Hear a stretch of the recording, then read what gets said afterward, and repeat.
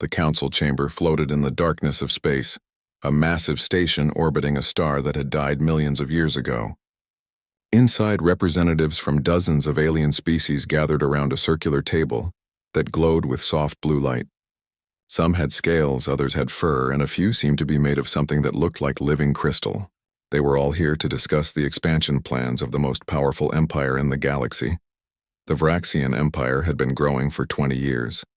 Their ships were fast, their weapons were strong, and their army seemed unstoppable. They had taken over 47 star systems, and each time, the species living there had either surrendered quickly or been defeated even quicker. The Vraxians were tall, with dark purple skin and forearms that ended in sharp claws. Their eyes glowed red when they were angry, and lately they were angry a lot. Supreme Commander Jathan stood at the center of the chamber. He was the biggest Vraxian anyone had ever seen, standing nearly 8 feet tall. His armor was covered in marks from old battles, and his voice was deep and rough. Next to him stood High Executor Morndal, the political leader of the Empire. She was smaller, but her eyes were colder, calculating every word and gesture in the room. "We have identified our next target," Jathan announced, his voice echoing through the chamber. A holographic image appeared above the table, showing a small yellow star with several planets orbiting it. This system is called Sol. The third planet, designated Earth, contains a primitive species that has not yet achieved faster-than-light travel. Several representatives nodded. This was standard procedure. The Vraxians always picked easy targets. They still use chemical rockets, Morndal added with a thin smile. Their weapons are crude projectile devices. They have barely explored their own moon. This will be our easiest conquest yet. That was when the old ambassador spoke up. Ambassador Kelrick sat in the shadows at the edge of the chamber. His species had once been mighty, ruling over 7 systems with advanced technology and culture. But that was long ago. Now Kelrick was one of only a few thousand survivors scattered across the galaxy. His skin was gray and wrinkled, his eyes cloudy with age, but when he stood, everyone turned to look. "I must advise against this action," Kelrick said quietly. Jathan's eyes began to glow red. "You dare question the might of the Empire?" "I question the wisdom of attacking Earth," Kelrick replied. "I have seen this before." The chamber fell silent. Kelrick slowly walked toward the holographic display, leaning heavily on a walking stick. He stared at the image of Earth, the blue and green planet that looked so peaceful from space. "My people kept records," Kelrick continued, "ancient records passed down through generations. In these records there are warnings about certain worlds in the galaxy. Worlds that look weak but are actually traps. Earth is one of them." Morndal laughed, and several other representatives joined her. "Traps, Commander, look at their technology. They are centuries behind us. What kind of trap could they possibly set?" "Not a trap they built," Kelrick said. "A trap they are." He touched a control on his wrist and new images appeared. They were old, the data corrupted and hard to read, but they showed different alien ships approaching Earth at different times throughout history. "The Catharn Dominion investigated Earth 400 years ago," Kelrick explained. "They sent a research fleet of 10 ships. None returned. The Cerulean Collective tried to establish a colony there 200 years ago. They lasted 3 months before fleeing. Those who made it back refused to speak about what happened. And my own people." He paused, his voice becoming softer. "We sent our best warriors there 500 years ago. We thought we would civilize the primitives, bring them into our empire. Our fleet was never heard from again." Jathan slammed one of his fists on the table. "Those were weak species. The Catharn were explorers, not warriors. The Ceruleans were colonists, not conquerors. And your people?" He paused, looking at the frail old ambassador. "Your people are clearly not what they once were. The Vraxian Empire is different. We are strong. Strength is not the issue," Kelrick said. "Understanding is. You do not understand what humans are." "They are primitives," Morndal said firmly, "barely out of their stone age in galactic terms. What is there to understand?" Kelrick turned to face her directly.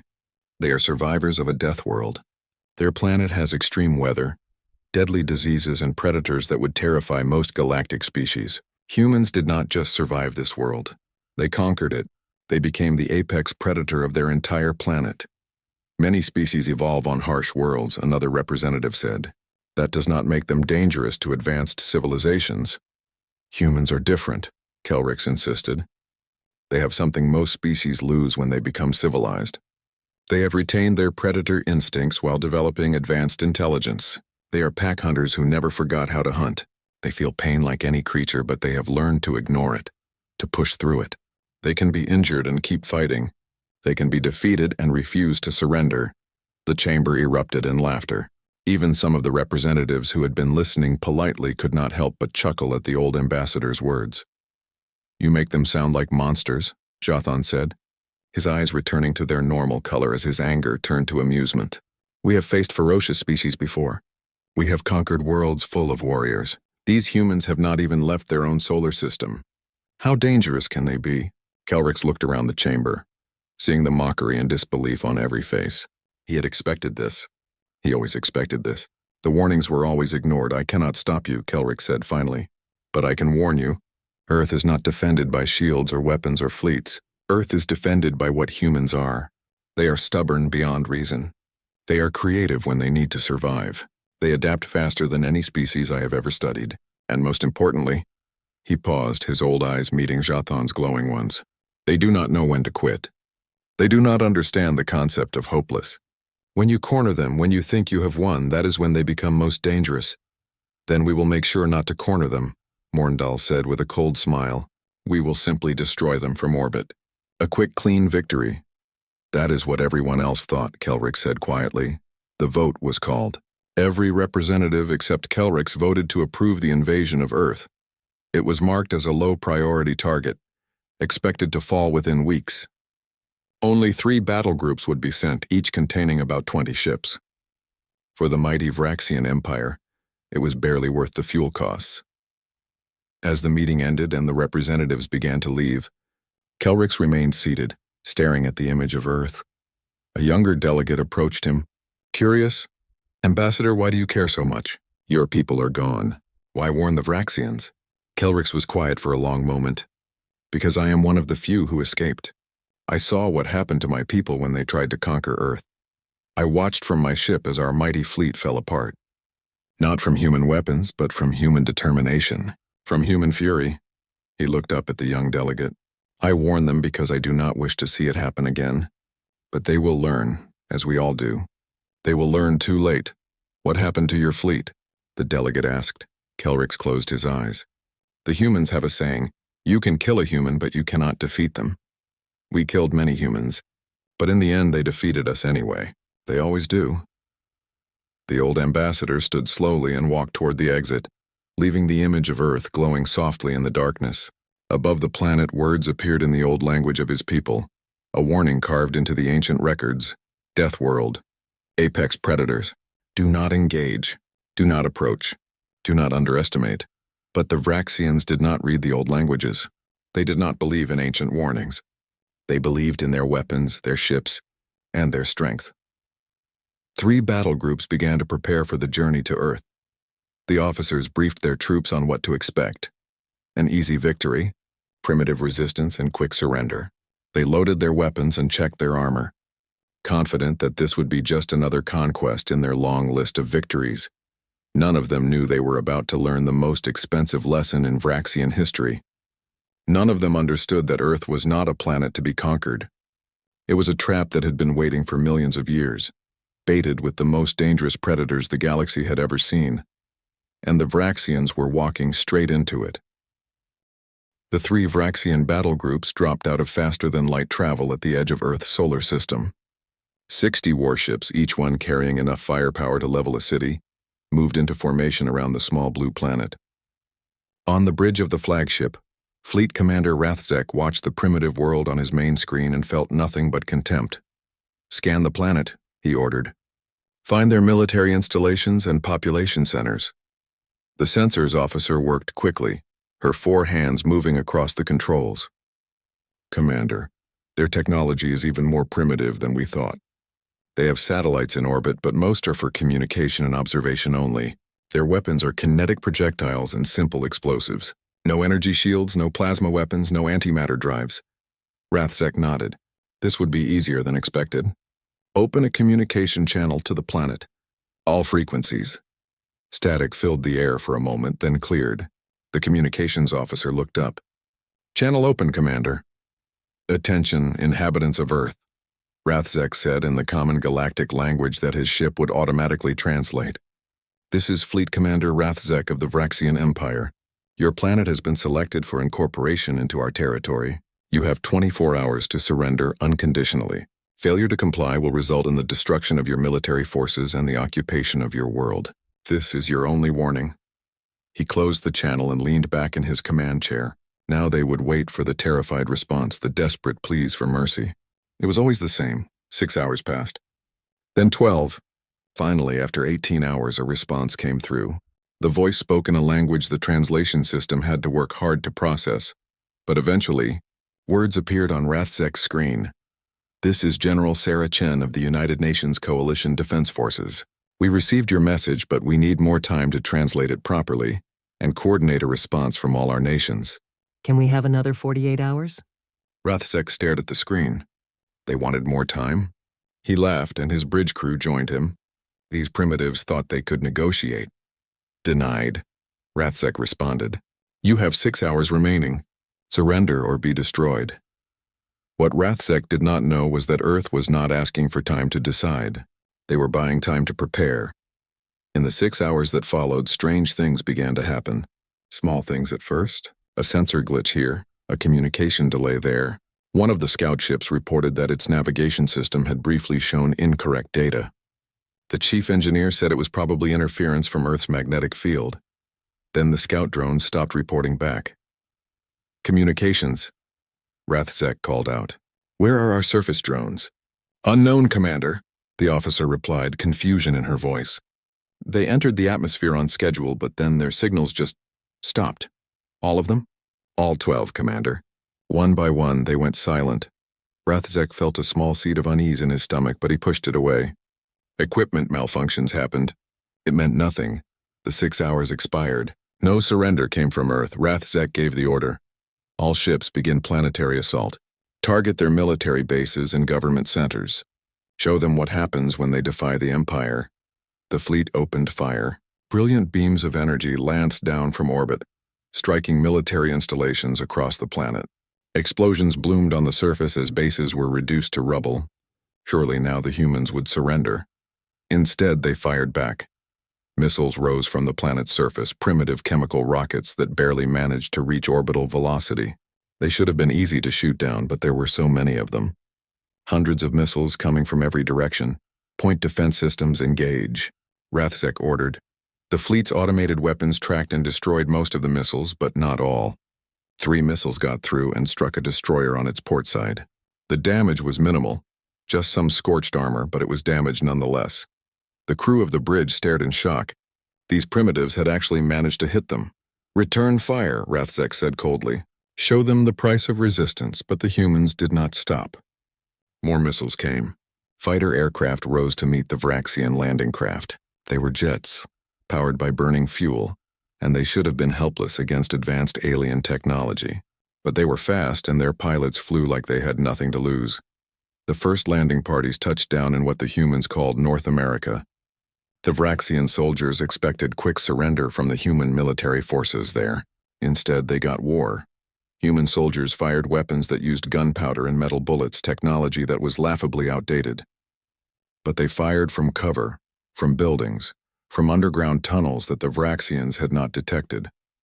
The humans did not stand in formation and fight honorably. They hid, they ambushed, they struck and then disappeared. "Where are they?" a Vraxian sergeant demanded, looking around a destroyed human city. His squad had been taking fire for an hour, but they had only seen a handful of human soldiers. "Where are all their troops?" He got his answer when the building next to him exploded. Humans had packed it with explosives and waited until the Vraxians were close. The sergeant survived only because his armor protected him. But 4 of his soldiers died instantly. This was not how conquests were supposed to go. Back in orbit, Rathzek received report after report of stubborn resistance. The humans were not winning battles in the traditional sense. They were losing, being pushed back from every position. But they refused to stop fighting. They refused to surrender even when their positions became hopeless. "Why do they keep fighting?" Rathzek asked his second-in-command. "They must know they cannot win." "Perhaps they do not understand they have lost," the officer suggested. But that was not it. The humans understood perfectly. They simply did not care. In the city of New York, a group of human soldiers held a bridge against a Vraxian assault force. They were outnumbered 10-1. Their ammunition was running low and they had no chance of survival. A Vraxian officer approached under a white flag, offering them the chance to surrender and live. The human commander, a woman with blood on her face and exhaustion in her eyes, responded with 2 words in broken galactic common. "Come take." The Vraxians tried to take the bridge. It took them 6 hours and cost them 40 soldiers. When they finally crossed, they found the human soldiers had all died at their positions, still holding their weapons, still aiming at the enemy. Not one had run. Not one had surrendered. This scene repeated itself across the planet. Human forces were being defeated. Their defenses were crumbling, but they fought every step of the way. They made the Vraxians pay for every meter of ground. And then the real problem started. Vraxian soldiers began getting sick. At first, it was just a few troops reporting to the medical bay with fever and nausea. The doctor said it was probably stress or unfamiliar food. But then more soldiers got sick, then more. Within a week of landing on Earth, nearly 20% of the ground forces were too ill to fight. "What is causing this?" Rathzek demanded from the chief medical officer. "We are not sure, Commander," the doctor replied, her face worried. "There are microorganisms in Earth's environment that our sensors did not detect. They are mutating rapidly, adapting to our biology. It is unlike anything I have seen. Treat them," Rathzek ordered. "We are trying, but the infections keep changing. What works today does not work tomorrow." Equipment began failing too. The planet's atmosphere was more corrosive than expected. The weather was more violent. Vraxian armor that had survived hundreds of battles began to rust and crack. Electronics malfunctioned in the humidity. Vehicles got stuck in mud that seemed to grab them like living things. Earth itself was fighting against them. But worse than the disease and the environment was the psychological toll. Vraxian soldiers were trained to fight enemies who followed the same rules of war they did. Enemies who surrendered when beaten. Enemies who valued their own lives. Humans did not follow those rules. A Vraxian patrol would capture a human position taking prisoners. The prisoners would seem cooperative, answering questions, providing information. Then when the Vraxians let their guard down, the prisoners would attack with whatever they had. Rocks, broken glass, their bare hands. They would fight knowing they would die, just to kill one more enemy soldier. "They are insane," a Vraxian captain reported. "We had a human female in custody. She was injured, barely conscious. When my guard got close, she grabbed his weapon and shot 3 of my soldiers before we killed her. She was smiling when she died." Rathzek reviewed the reports with growing concern. After 3 weeks, his forces controlled only the immediate areas around their landing zones. Every attempt to expand met fierce resistance. His casualty rate was 10 times higher than any previous conquest. Equipment losses were mounting, and the humans showed no signs of losing morale. He opened a communication to High Command on the Vraxian homeworld. His superiors would not be happy, but they needed to know the truth. "This is Fleet Commander Rathzek. The conquest of Earth is not proceeding as planned. I am requesting reinforcements and additional supplies. The humans are proving more difficult than anticipated." There was a long pause before the response came. When it did, it was cold and angry. "You have 60 warships against a pre-spaceflight civilization, Commander." 6 weeks into the invasion, Rathzek stood in the interrogation room staring at the human prisoner. The man was in his 50s with gray hair and wrinkles around his eyes. He wore the remains of a white coat stained with dirt and blood. According to the intelligence report, his name was Dr. James Morrison, and he was some kind of scientist. "You are educated," Rathzek said, sitting across from the human. "You understand that your resistance is pointless. You cannot defeat us." Dr. Morrison looked at the alien commander with tired eyes. "Can't we? We have faster-than-light travel. We have energy weapons. We have conquered 47 worlds. Your people fight with chemical explosives and metal bullets. And yet here you are," Morrison said, 6 weeks later, asking me questions instead of celebrating your victory." Rathzek's claws scraped against the metal table. "We will win. It is just taking longer than expected. Why do you think that is?" Morrison asked. The question hung in the air. Rathzek wanted to dismiss it, but he found he genuinely wanted to know the answer. His medical teams could not stop the diseases spreading through his troops. His engineers could not explain why their equipment kept failing. His psychologists could not understand why his soldiers were developing fear of an enemy they should easily dominate. "Tell me," Rathzek said finally. Morrison leaned back in his chair, wincing from injuries to his ribs. "You came to Earth thinking it was like any other planet, but it's not. Earth is what we call a death world. Do you know what that means?" "I have heard the term." "It means almost everything on this planet is trying to kill you," Morrison explained. "Our gravity is stronger than most inhabited worlds. Our atmosphere has high oxygen content that corrodes metal. Our weather patterns are violent and unpredictable. We have hurricanes that can destroy entire cities, earthquakes that crack the ground open, volcanoes that blot out the sun. Many planets have harsh conditions," Rathzek said. "But most species that evolve on those planets either die out or leave as soon as they develop space travel." Morrison continued. "Humans did something different. We stayed, we adapted. We learned to survive, and then we learned to thrive." Morrison coughed and blood appeared on his lips, but he kept talking. "Your soldiers are getting sick because Earth has billions of microorganisms that have been evolving for millions of years. Bacteria, viruses, fungi, parasites. They're very good at finding new hosts. Your immune systems have never encountered anything like them." Rathzek thought of his medical bays filled with soldiers burning with fever. "We will develop treatments." "Maybe," Morrison said. "But by the time you do, the microbes will have mutated again. That's what they do here. That's what everything does here. Adapt or die." "And your equipment failures?" Rathzek asked, though he suspected he knew the answer. "Earth's environment is corrosive. Salt spray from the oceans, acid rain from pollution, humidity that gets into every circuit. Your armor might last hundreds of battles on other worlds, but Earth will eat it alive in weeks, we know. We've been fighting against our own planet since we learned to make tools." Morrison leaned forward, his eyes intense. "But you want to know the real reason you're losing? It's not our weapons or our tactics, it's us. It's what we are." "Explain." "Humans are apex predators," Morrison said. "Do you understand what that means? For millions of years, we were not the strongest creature on Earth. We were not the fastest or the biggest, but we were the smartest and we were stubborn. We learned to hunt animals that could kill us with one swipe of their claws. We learned to survive winters that froze other creatures to death. We learned to cross deserts that had no water." He paused, catching his breath. "Every species on Earth that could have killed us, we learned to kill first. Wolves that hunted in packs? We tamed them and made them our friends. Bears that could tear us apart? We hunted them with spears. Mammoths that weighed tons? We brought them down with rocks and teamwork." "This is ancient history," Rathzek said. "No," Morrison replied sharply. "This is what made us. Humans are persistence hunters. Do you know what that means? It means we chase our prey until it collapses from exhaustion. We might not be as fast as a deer, but we can keep running long after the deer has to stop. We can track an animal for days, never giving up until it has no strength left to run." Rathzek thought about the human soldiers who kept fighting even when wounded, the pilots who flew missions they knew were suicide, the civilians who attacked his troops with kitchen knives and garden tools. "You asked why we don't surrender," Morrison continued.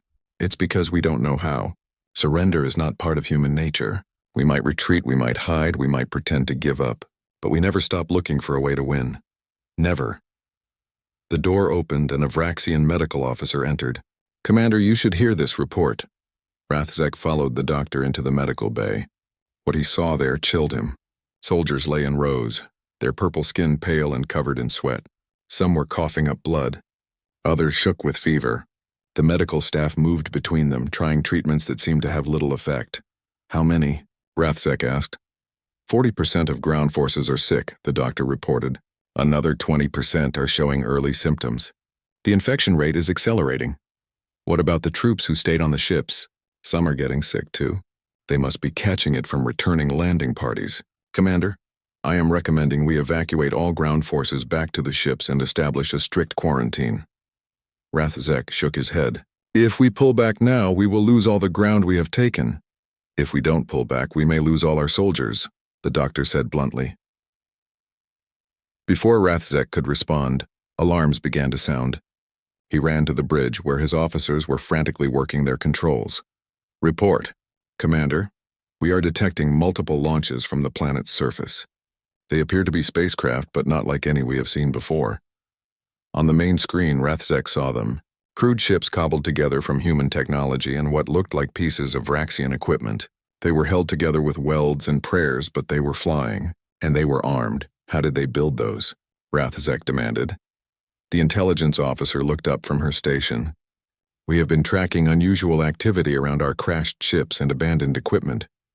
It appears the humans have been salvaging our technology and reverse engineering it. In 6 weeks? Yes, Commander. The human ships attacked with surprising coordination. They were slower than Vraxian fighters, less maneuverable, but their pilots flew with reckless abandon. They rammed into Vraxian ships, sacrificing themselves to cause damage. They targeted weak points with stolen weapons. They used tactics that no trained military would employ because those tactics guaranteed death for the attackers. But the humans did not seem to care about dying. Rathzek watched as a human ship, badly damaged and leaking atmosphere, accelerated directly into a Vraxian destroyer. The explosion took out the destroyer's port engine and killed everyone on the human ship. It was insane. It was wasteful. It was effective. Commander, his second-in-command said quietly, perhaps we should consider the ambassador's warning more seriously. What warning? That Earth is a trap. That it is not defended by weapons or shields, but by what humans are. Rathzek stared at the tactical display. 6 weeks ago, he had 60 ships and thousands of soldiers. Now he had 53 operational ships, thousands of sick or injured troops, and an enemy that refused to accept defeat. Every victory cost him more than he gained. Every day on Earth weakened his forces. He thought about Morrison's words, about humans as apex predators, about a species that evolved on a planet trying to kill them, about creatures that learned to survive by never ever giving up. And he realized with growing horror that the old ambassador had been right. This was a trap. Not a trap of weapons or technology, but a trap of biology and psychology. Earth was a planet that produced survivors. Humans were not just inhabitants of Earth. They were products of it, shaped by millions of years of struggle into creatures that could not be defeated by conventional means. Open a channel to High Command, Rathzek ordered. What will you tell them? His second-in-command asked. Rathzek looked at the image of Earth on the screen. That beautiful blue and green planet that hid such terrible things. I will tell them that we need to leave, he said, or we need much, much more than 3 battle groups, because this is not a conquest anymore. Then what is it? Rathzek remembered the smile on that dying human woman's face, the persistence of the soldiers on the bridge, the way Morrison had talked about his people as if defeat was not even a concept they understood. This is survival, Rathzek said quietly, and I am not sure we are going to survive it.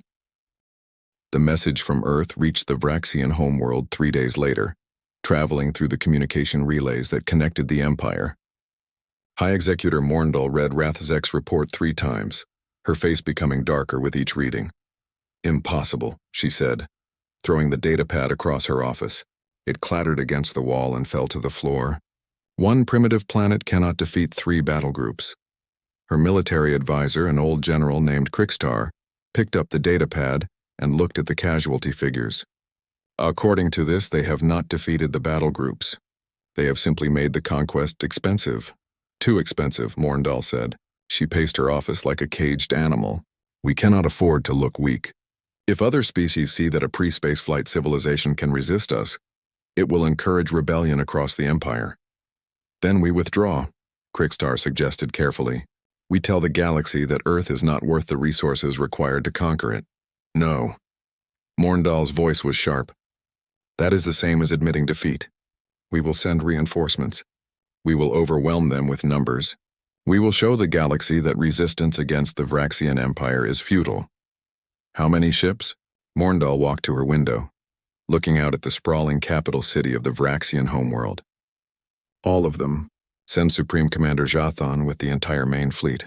200 warships. I want Earth reduced to ash. Krikstar hesitated. Executor, the main fleet is our defense force. If we send them all to Earth, we leave our own territory vulnerable. To whom? Morndal laughed coldly. Our vassals are too afraid to rebel. Our rivals are too weak to attack. Send the fleet. End this embarrassment. On Earth, General Sarah Chen stood in what remained of the UN Command Center, looking at satellite images of the Vraxian positions. The aliens had stopped advancing 3 weeks ago, pulling back to defensive positions around their landing zones. It was a small victory, but Chen knew it would not last. Intelligence reports that the Vraxians are calling for reinforcements, her second-in-command reported. We estimate they will arrive within 2 weeks. Chen nodded slowly. How many reinforcements? Unknown. But based on communication traffic we've intercepted, it's significant. Chen looked at the faces of her staff officers. They were exhausted, running on caffeine and willpower. Earth's military forces had performed beyond anyone's expectations. But they were running out of ammunition, fuel, and people. Every nation on the planet had contributed troops, but casualties were mounting. What about Project Reverse? Chen asked. A young captain named Marcus Webb stepped forward. He was one of the leaders of the special operations teams that had been raiding Vraxian positions and stealing their technology. We've made progress. Our scientists have figured out how their basic systems work. We've built 12 functional spacecraft using captured components and our own materials. 12 ships against however many they're sending, Chen said. We need more time. We don't have more time, General, Webb replied. But we have something they don't expect. We have anger, Chen understood. The Vraxians had not been careful with civilian casualties. Cities had been bombed. Hospitals had been destroyed. Millions of humans had died. The survivors were not looking for mercy. They were looking for revenge. Then we give them a reason to regret coming to Earth, Chen said quietly. Prepare everything we have. When the reinforcements arrive, we hit them with everything at once. 2 weeks later, Supreme Commander Jathan arrived at Earth with 200 warships. It was the largest fleet the Vraxian Empire had ever assembled in one place. His flagship alone was twice the size of any ship in Rathzek's battle groups. Jathan watched, Earth growing larger on his view screen, and felt nothing but contempt. How had 3 battle groups failed to conquer this insignificant world? He would show them how a real warrior handled primitives. All ships assume battle formation, Jathan ordered. Begin orbital bombardment of all major population centers. No more ground invasions. No more chances for surrender. We will burn this planet clean. The fleet opened fire. Energy weapons lanced down from orbit, striking cities across the planet. Explosions blossomed on the surface. Buildings collapsed. Fires spread. It was the kind of overwhelming destruction that should have broken any species' will to fight. But the humans had been preparing for this. From hidden bases across the planet, thousands of missiles launched simultaneously. Not the primitive chemical rockets the Vraxians had faced before, but new missiles built with stolen Vraxian technology. They were faster, more accurate, and much more deadly. The Vraxian point defense systems shot down most of them, but there were too many. Dozens got through, striking ships across the fleet. One destroyer exploded, torn apart by multiple impacts. 2 cruisers lost power and began drifting. A battleship's shields failed, leaving it vulnerable. What is this? Jathan demanded. These are not primitive weapons. His intelligence officer was frantically scanning the data. Commander, these missiles are using our own technology. They must have reverse-engineered our systems. In weeks? That's impossible. Apparently not for humans, Commander. Then the real attack began. The 12 human-built spacecraft that had been hiding on the far side of Earth's moon came around, accelerating at speeds that should have torn them apart. They were crude ships held together with welds and hope, but they flew straight at the Vraxian fleet. Destroy those ships, Jathan ordered. The fleet targeted the human craft, but they moved unpredictably, dodging and weaving in patterns that made no tactical sense. It was suicide tactics, and it worked. 5 of the human ships were destroyed, but 7 got through. What happened next shocked every Vraxian in the fleet. The human ships did not fire weapons. They rammed directly into Vraxian vessels, their captains deliberately crashing into the alien ships. Each impact caused massive damage, and each human crew died instantly.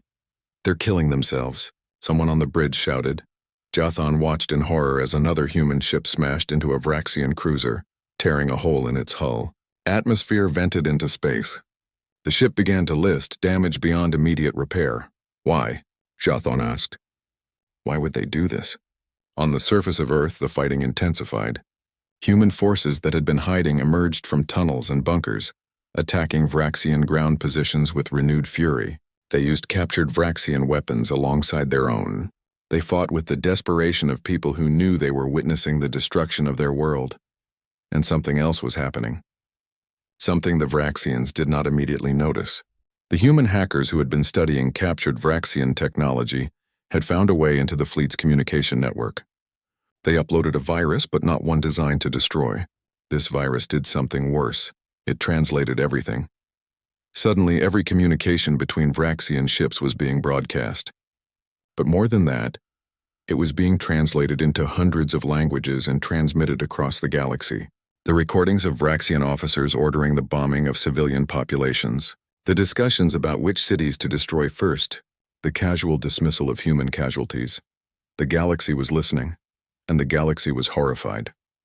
On dozens of worlds, populations that had been conquered by the Vraxians heard these transmissions. They heard the cruelty. They heard the arrogance. They heard proof of what many had suspected. The Vraxians saw all other species as beneath them. Rebellions began. First 1 world, then 3, then 10. Species that had been living under Vraxian rule for years suddenly rose up, attacking the occupation forces. The Vraxian Empire's vassals stopped sending tribute. Their allies began to reconsider their alliances. Back at Earth, Jothan was receiving reports of ships defecting. Some of his own crew members from species that the Vraxians had conquered were refusing orders. A few were sabotaging their own vessels. "Commander, we are receiving communications from High Command," his communications officer reported. "They are ordering us to cease bombardment and withdraw." "Withdraw?" Jothan roared. "We have them beaten, do we?" His second-in-command asked quietly, pointing at the tactical display. Jothan looked. Of his 200 ships, 12 were destroyed, 35 were damaged, and crew morale across the fleet was collapsing. Meanwhile, Earth continued to fight. New weapons kept appearing. New tactics kept surprising them. The humans refused to break. Worse, the political situation was deteriorating. The broadcasts of Vraxian war crimes had turned the entire galaxy against them. Species that had been neutral were now condemning the Empire. Trade partners were cutting ties. Military allies were backing away. "If we continue this assault, we destroy one planet but lose the entire Empire," the second-in-command said. "Is Earth worth that price?" Jothan looked at the blue planet on his screen, beautiful and terrible. He thought about Ambassador Kelrix's warning, about Rathzek's report, about how every escalation just made things worse. "No," he said finally, the word tasting like poison in his mouth. "Order the fleet to withdraw to high orbit. Cease all bombardment." "What about the ground forces?" someone asked. Jothan closed his eyes. "Evacuate everyone we can. Leave the rest." It was the first time in Vraxian history that they had retreated from a primitive planet. 6 months after the invasion began, the Vraxian Empire was falling apart. High Executor Morndal sat in her office surrounded by reports of rebellion, economic collapse, and military defeats. The empire that had taken 20 years to build was crumbling in a matter of months. "How many systems have we lost?" she asked Krikstar, her military advisor. 15 have declared independence," he replied. "Another 8 are in open rebellion. Our garrison forces are spread too thin to respond to all of them." Morndal slammed her fist on the desk. "This is because of Earth. One primitive planet has destroyed us." "No," Krikstar said carefully. "Earth revealed what we already were. The brutality, the arrogance, the cruelty. These things were always part of the Empire. The humans just made sure everyone saw them." The door burst open. A communications officer ran in, breathless. "Executor, the humans are launching ships. Multiple contacts leaving Earth's atmosphere, heading toward the fleet." Morndal stood up quickly. "Are they attacking?" "Unknown. They are broadcasting on all channels. They say they want to negotiate." "Negotiate?" Morndal almost laughed. "They want to negotiate while we sit in orbit with a fleet that could destroy their planet?" "Actually, Executor," the officer said quietly, "they have weapons pointed at our fleet. Weapons we did not know they had." At Earth, General Chen sat in the bridge of humanity's first true warship, the UNS Defiance. It had been built in secret over the past 3 months, using salvaged Vraxian technology and human ingenuity. It was not as advanced as a real Vraxian warship, but it was functional and it was armed. More importantly, 15 more ships like it floated nearby. Earth now had a small fleet. "Open a channel to the Vraxian flagship," Chen ordered. On Jothan's bridge, the communication came through. A human face appeared on the screen. A woman with dark hair and eyes that had seen too much war. "This is General Sarah Chen of the United Nations Coalition Defense Forces. We are prepared to discuss terms for your withdrawal from our system." Jothan felt rage building inside him. These primitives were dictating terms. "You are in no position to make demands, aren't we?" Chen replied calmly. Commander, you have been in our system for 6 months. In that time, your fleet has lost ships, your troops are sick, and your empire is collapsing. Meanwhile, we have built our own fleet. We have studied your technology. We have learned your weaknesses. She paused. We also have something you want. What could you possibly have that we want? Your soldiers, the ones you left behind when you retreated. We have taken thousands of them prisoner. They are receiving medical treatment and are being held according to our laws of war, a concept you might want to learn about. Jathan checked his records. It was true. When the fleet had pulled back, they had left behind ground forces who were too sick to evacuate or trapped behind human lines. He had written them off as casualties, but apparently the humans had captured them alive. What are your terms? Jathan asked, hating every word. First, all Vraxian forces leave the Sol system immediately. Second, you will pay reparations for the damage done to our planet and the lives lost. Third, you will provide us with technology and resources as compensation. Fourth, you will open your space to human observers who will report on your treatment of other species. Those terms are unacceptable, Jathan said. Chen smiled, but there was no warmth in it. Then we keep your soldiers. We keep studying your technology. We keep building ships. And eventually, we will come visit your homeworld. Would you like that, Commander? The threat hung in the air. Jathan thought about human tactics, their willingness to sacrifice themselves, their refusal to give up, their ability to adapt and learn. He imagined human ships appearing over the Vraxian homeworld, carrying soldiers who fought like demons and refused to accept defeat. I will need to consult with High Command, he said. You have 6 hours, Chen replied, and closed the channel. On the Vraxian homeworld, Morndal listened to Jathan's report with growing despair. We cannot agree to these terms. It would be humiliating. More humiliating than losing our empire? Krikstar asked. Executor, we have lost control. Species across the galaxy are rebelling. Our economy is collapsing. If we continue fighting Earth, we will be destroyed. If we negotiate, we might survive. Survive as what? A second-rate power? A living power, Krikstar said. Better than a dead empire. Morndal looked at the star map showing all the systems they had lost, all the rebellions they could not control, all the allies who had abandoned them. She thought about Ambassador Kelrix's warning, ignored by everyone including herself. Contact the humans, she said finally. Accept their terms. The negotiations took place on neutral ground, a space station provided by the Galactic Council. General Chen represented Earth, while a broken Jathan represented the Vraxian Empire. Ambassador Kelrix sat in the corner watching silently. The terms were harsh. The Vraxians would leave the Sol system and never return without permission. They would pay massive reparations to rebuild what they had destroyed. They would provide technology, resources, and information about the galaxy.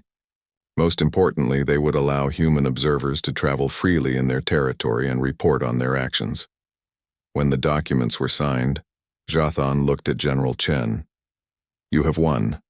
But know this. We will remember this humiliation. Good, Chen replied.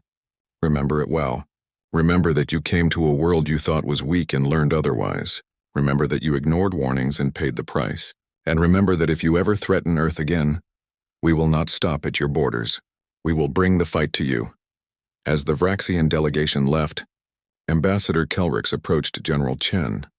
Up close, the old alien looked even more fragile, his gray skin wrinkled with age. General, may I speak with you? Of course, Ambassador. Kelrix looked at her with ancient, sad eyes. I warned them. Just as I tried to warn my own people 500 years ago. No one ever listens. Chen studied him carefully. You said your civilization fell after trying to conquer Earth, but there are no records of that in our history. Your recorded history only goes back a few thousand years, Kelrix said. My people came before that. We thought we were doing you a favor, bringing you into galactic civilization. We thought we were so advanced, so superior. He paused. Your ancestors taught us differently. They fought with stones and wooden spears, but they would not surrender. Could not surrender. It is not in human nature. What happened to your fleet? They died. All of them. I was on a scout ship observing from orbit. I watched our mighty army disappear into Earth's jungles and never come out. I watched our technology fail. I watched our soldiers go mad from diseases and fear. and the realization that they were not predators on your world. They were prey. Kelrix pulled out a small data device and handed it to Chen. This contains everything my people learned about Earth, about humans. I have carried it for 5 centuries, waiting for the day when your species reached the stars. That day has come. Chen looked at the device. Why give this to us?